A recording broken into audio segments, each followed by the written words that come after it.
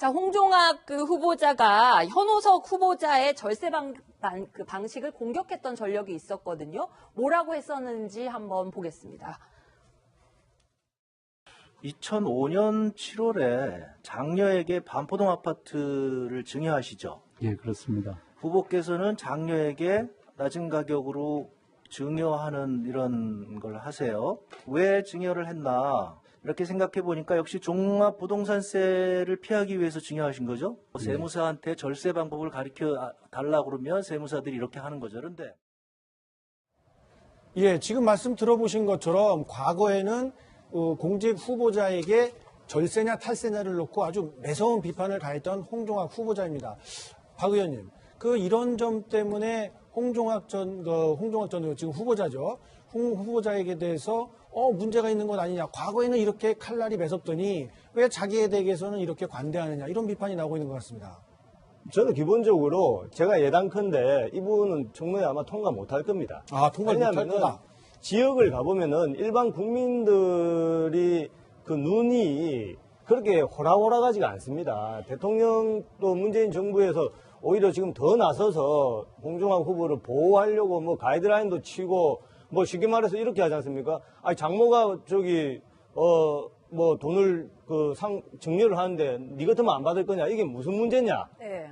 이것은 최소한 청와대에서 공직을 어떻게 생각하느냐? 이분은 그냥 일반인이 아니죠. 대한민국의 중소기업부 벤처 장관입니다. 사인이 네. 아니죠. 일반 사인이라고 하면은 아니 장모가 정리하면 당연히 받죠. 네. 그럼 절세한다고 이렇게 쪼개기 정리할 수도 있는 겁니다. 그렇지만은 대한민국 중소기업부 벤처 장관이라고 하면은 중소기업, 중소상공인의 그런 눈물을 닦아주고 그런 처절한 현실에 같이 호흡할 수 있는 사람이어야 돼요. 네. 기본적으로 그런 거하고는 자기 기왕의 행태하고는 완전히 따로 노는 사람이기 때문에 네. 법을 떠나서 일반 국민들 정세에 전혀 맞지가 않습니다. 청와대나 여당은 그런데 서 의원님, 그럼에도 불구하고 홍 후보자를 어쨌든 뭐 후퇴는 없다. 어떻게든 통과시키겠다 이런 전략인 것 같은데. 지금 장관 임명이 전쟁은 아니지 않습니까? 이 후퇴 이게 네. 그런 데는 적절치 않은 것 같고요. 실제로 우리 사회에 지금 인사청문회가 도입된 이래로 장관들 이 검증하고 내세우는데 그냥 조용하게 넘어가 본 적이 없거든요. 실제로 그랬고 이명박 정권 때나 박정희 정권 때 사실 이 정도의 문제는 네. 이 거론도 안 된 주제입니다. 박근혜 정권 때라고 하셨어요. 이명박 때도 마찬가지고요. 네네. 실제로 이런 정도, 지금 홍종학 후보의 이런 정도의 문제는 인사청문회 테이블에 올라오지도 못할 정도의 그런 사안이었습니다. 물론 지금 이런 하나하나들이 우리 국민들께서 얼마나 상실감이 크고 네. 또 그때의 기준과 지금과의 기준이 이렇기 때문에 지금 이렇다. 네. 이렇게 얘기는 아닙니다. 사실, 제가 봐도, 굳이 저렇게까지 하지 않아도 됐을 것 같은데, 네. 라는 부분들이 많이 있죠. 그러나 이제 냉정하게 생각해 보면, 홍종학 의원이 이중적이다, 이렇게 합니다. 그런데 아까 화면에 나왔고 지금 말씀 주신 것처럼, 그래요. 부의 대물림 문제제기 많이 했습니다. 그렇죠. 그래서 어떻게 했습니까? 그래서 결국 그거를 제도적으로 법으로 정비를 해서 그걸 바꿔보자 라고 했지만은 결국 어떻게 됐습니까? 지금의 자유한국당, 당시 새누리당의 반대에 의해서 못했어요. 네. 못하고 지금 현행법대로 가고 있거든요. 그러면 할머니가 사위한테는 못 주겠고 이쁜 손녀에게 주겠다는데 12살짜리 초등학생 12살짜리 중학생한테 8억짜리 주겠다는데 8억짜리 그거를 안 받을 방법이 없잖아요.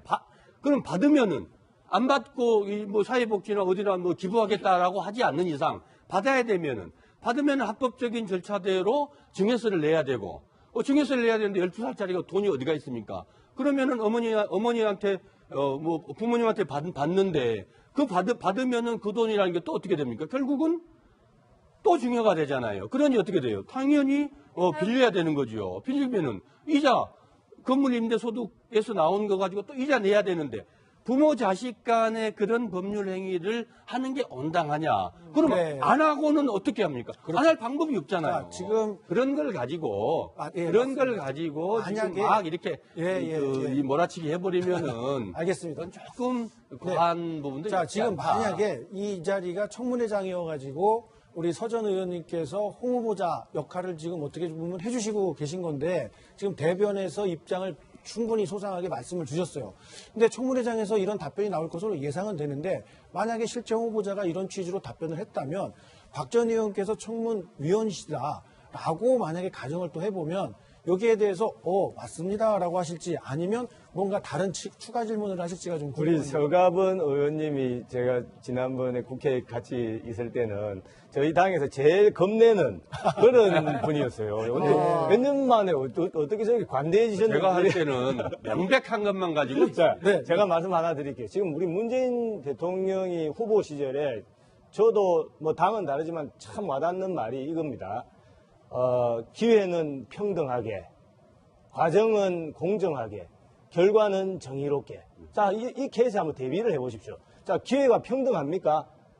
초등학생, 중학생밖에 안 되는 그 아이가 이미 벌써 재산이 10억이에요. 한 10년 지나면은 20억, 30억이면은 지금 고용 절벽에 삼포시대에 울부짖는 우리 젊은 학생들이 보고 뭐라고 생각하겠습니까? 기회가 이거 평등합니까? 그럼 두 번째, 과정은 공정하다고 했어요. 꼼수 절세, 쪼개기 절세, 세대 간 또 이어가서 절세, 탈세죠. 이거 보고 우리 국민들이, 일반 소상공인들이 뭐라고 생각하겠습니까? 마지막으로, 자, 결과는 정의롭게. 부동산 증여받은 거는 부동산 자체는 불로소득이에요. 그 자체도 사실은 문제가 있는 겁니다. 공직을 하기에는. 네. 그 수십억 대의 부동산을 손녀까지 해서 증여받은 그 결과 가만히 쉽게 말해서 아무 일 안 하고 수십억의 재산가가 된 겁니다. 그리고 또 뭐 비례대표 되고 이번에는 이제 문재인 대통령 잘 만나가지고 시쳇말로 어떻게 보면은 중소기업 벤처부 장관까지 되는 거예요.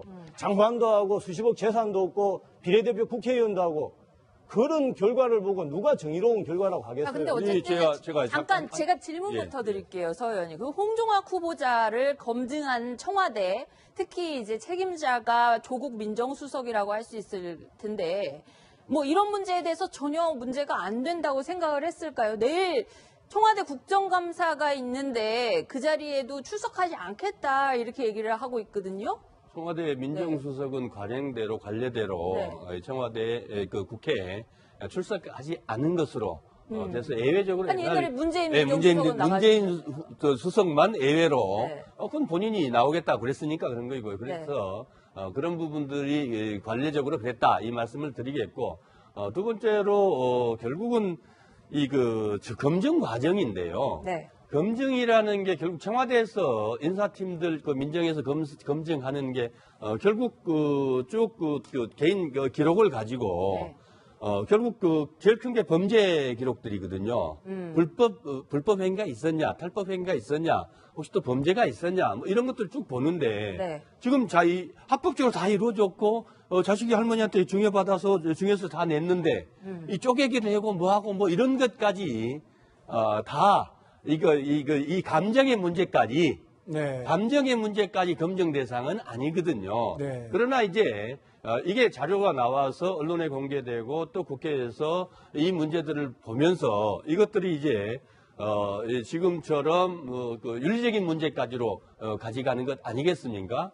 그런 점들을 좀 우리가 구분해서 봐줄 필요가 있다고 보여지고요. 우리 박민식 의원님 참 말씀 주시는데 자유한국당의 정치인 맞는지 제가 좀 궁금해요. 왜냐하면은 우리가 기회에 아까 균등 말씀하시고 과정 공정 이렇게 말씀을 하셨습니다만은 우리가 저도 좀 속이 상합니다. 저도 좀 속이 상해요. 그러나 우리가 부자들을 비난할 수는 없는 거 아니겠습니까? 그렇죠. 부자 할머니를 줬다고 해서 그러면은 이 가난한 할머니를 둔 우리 아들의 기회를 홍종학 의원의 딸이 빼앗아 간 건 아니거든요. 그냥 받은 거 아니겠습니까?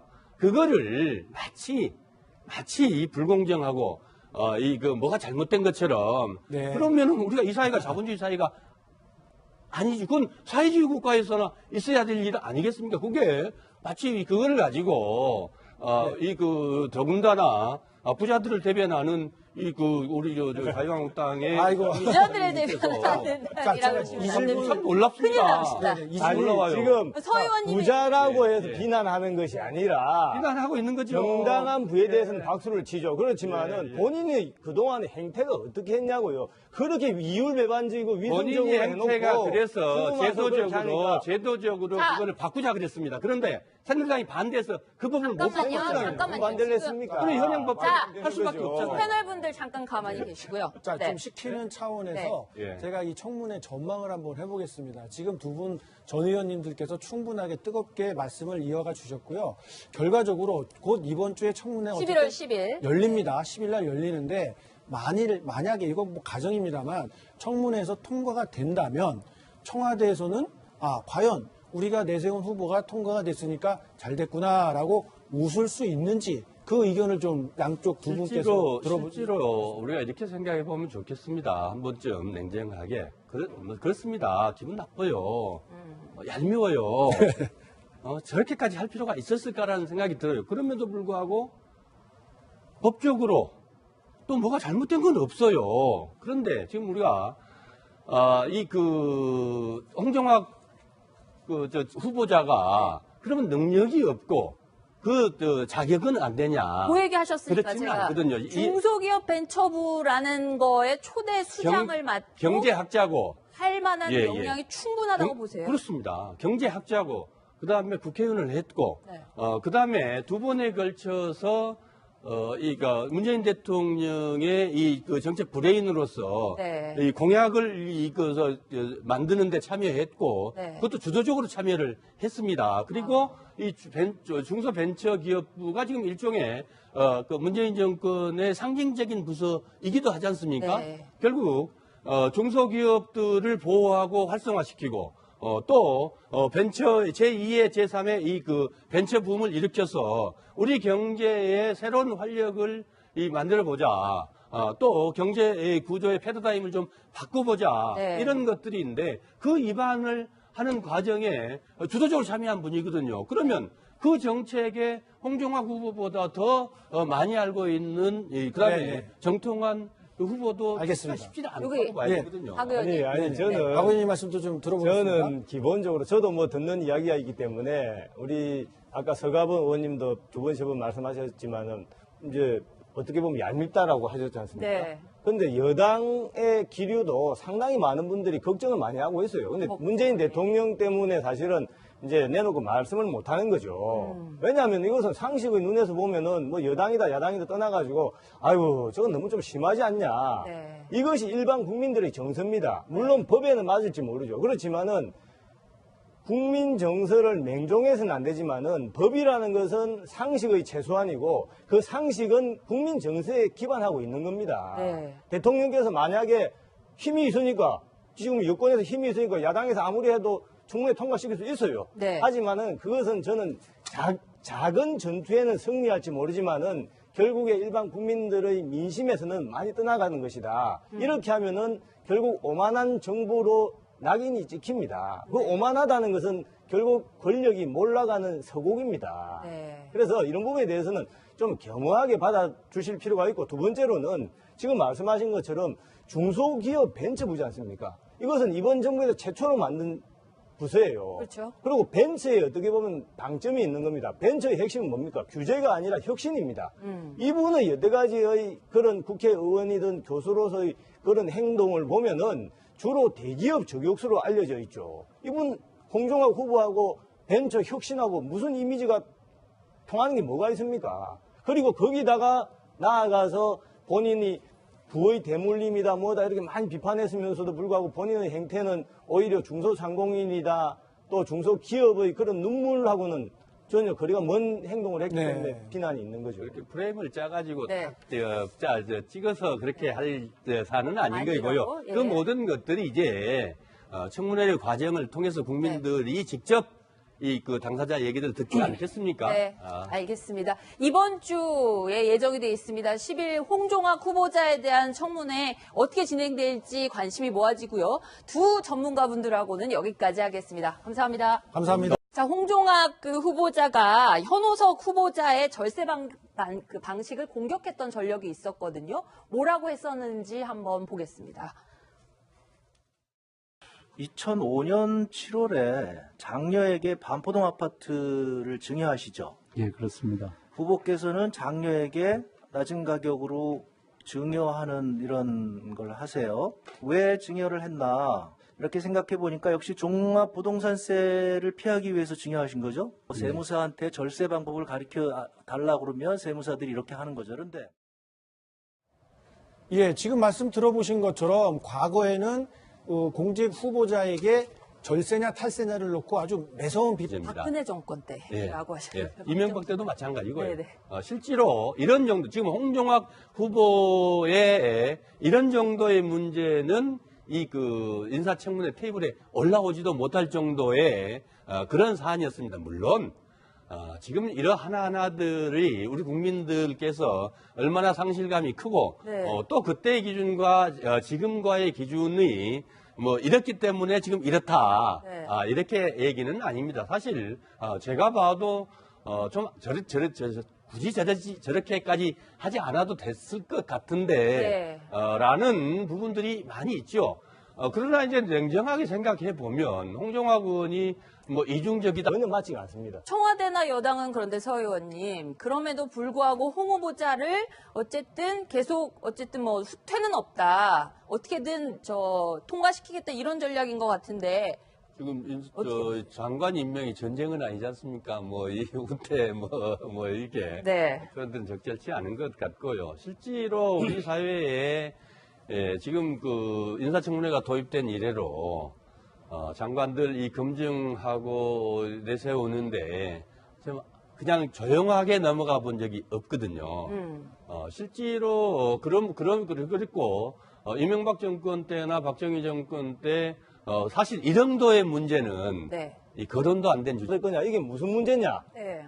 이것은 최소한 청와대에서 공직을 어떻게 생각하느냐. 이분은 그냥 일반인이 아니죠. 대한민국의 중소기업부 벤처 장관입니다. 사인이 네. 아니죠. 일반 사인이라고 하면은, 아니, 장모가 정리하면 당연히 받죠. 네. 그럼 절세한다고 이렇게 쪼개기 정리할 수도 있는 겁니다. 그렇지만은, 대한민국 중소기업부 벤처 장관이라고 하면은 중소기업, 중소상공인의 그런 눈물을 닦아주고 그런 처절한 현실에 같이 호흡할 수 있는 사람이어야 돼요. 네. 기본적으로 그런 거하고는 자기 기왕의 행태하고는 완전히 따로 노는 사람이기 때문에 네. 법을 떠나서 일반 국민들 정세에 비판을 가했던 홍종학 후보자입니다. 박 의원님, 이런 점 때문에 홍종학 전 지금 후보자죠. 홍 후보자에게 대해서 문제가 있는 건 아니냐. 과거에는 이렇게 칼날이 매섭더니 왜 자기에 대해서는 이렇게 관대하느냐. 이런 비판이 나오고 있는 것 같습니다. 저는 기본적으로 제가 예단컨대 이분은 청문회 아마 통과 못할 겁니다. 통과 못할 왜냐하면은 거다. 지역을 가보면은 일반 국민들이 그 눈이 그렇게 호락호락하지가 않습니다. 대통령도 문재인 정부에서 오히려 지금 더 나서서 홍종학 후보를 보호하려고 뭐 가이드라인도 치고 뭐 쉽게 말해서 이렇게 하지 않습니까? 아니 장모가 뭐 돈을 정리를 하는데 네 같으면 안 받.